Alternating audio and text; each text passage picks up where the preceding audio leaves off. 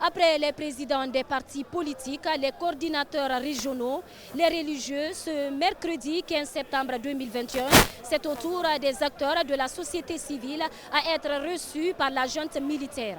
Une transition qui doit être rationnelle. Rationnelle, elle ne doit pas être précipitée, elle ne doit pas être aussi trop longue.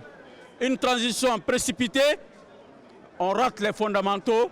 Une transition trop longue, les militaires s'installent. Mais on a ajouté une valeur qui est l'organisation d'élections libres, transparentes, équitables, sur la base d'une démocratie dont les racines seront renforcées et une démocratie qui sera soutenue par des institutions démocratiques solides, légitimes et indépendantes. Plus loin, Dr Dansa Kourouma rassure que les valeurs édictées par le CNRD cadrent parfaitement avec les préoccupations des organisations de la société civile. Mais il annonce la transmission d'un document à la junte pour répondre aux attentes du peuple de Guinée.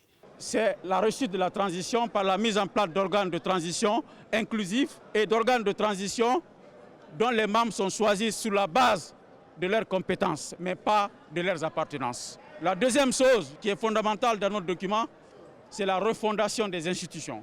Si la démocratie guinéenne vacille, palpite, c'est parce qu'elle n'est pas soutenue par des institutions solides. Les institutions républicaines de la Guinée vibrent au rythme de la volonté du seul exécutif, du seul pouvoir exécutif. Et la troisième chose qui est fondamentale, c'est la restauration de l'état de droit et la mise en place d'un processus de conscientisation de la population qui doit donner la valeur et la place aux différentes victimes de notre pays à travers un pardon et la réparation des préjudices. Le président de la Ligue pour les droits et la démocratie en Afrique, aussi présent à cette rencontre, dit être rassuré des premiers discours tenus par le CNRD. Depuis la prise du pouvoir jusque-là, les discours sont rassurants, les actes le sont aussi. Nous les encourageons à promouvoir une nouvelle Guinée. Maintenant, nous allons voir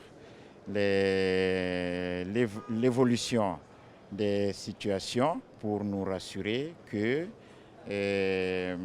nos craintes ne seront pas confirmées. Je pense que pour une refondation de l'État, la vie des organisations des droits de l'homme compte à plus d'un titre. Présente à cette rencontre, la militante pour le droit des personnes handicapées et le SNE, tous à leur tour, ont profité de faire des plaidoiries à la junte successivement sur l'accessibilité pour les personnes handicapées et la hausse du prix du carburant. Quand vous regardez, les écoles ne sont pas adaptées, les hôpitaux ne sont pas adaptés, il n'y a pas l'emploi pour les personnes handicapées. Donc mon plaidoyer pour apporter sur cet aspect-là. Et là, il a rassuré, il dit qu'il prend note. Et là, moi je suis sûre et certain qu'il prendra note comme il a dit. Ça a eu un impact sur le transport, sur le coût du logement, sur le coût des denrées de première nécessité. Et donc nous, en tant qu'acteurs sociaux et intervenant dans le domaine de l'éducation, nous pensons qu'il va y avoir l'ouverture des salles de classe. Et l'ouverture des salles de classe va trouver que les élèves vont être confrontés au transport, le coût du transport, les étudiants et les enseignants eux-mêmes. Et donc, à partir du moment où tout cela a été résolu, pour le moment, nous pensons que des garanties suffisantes vont être trouvées pour nous permettre de sortir de cette ornière.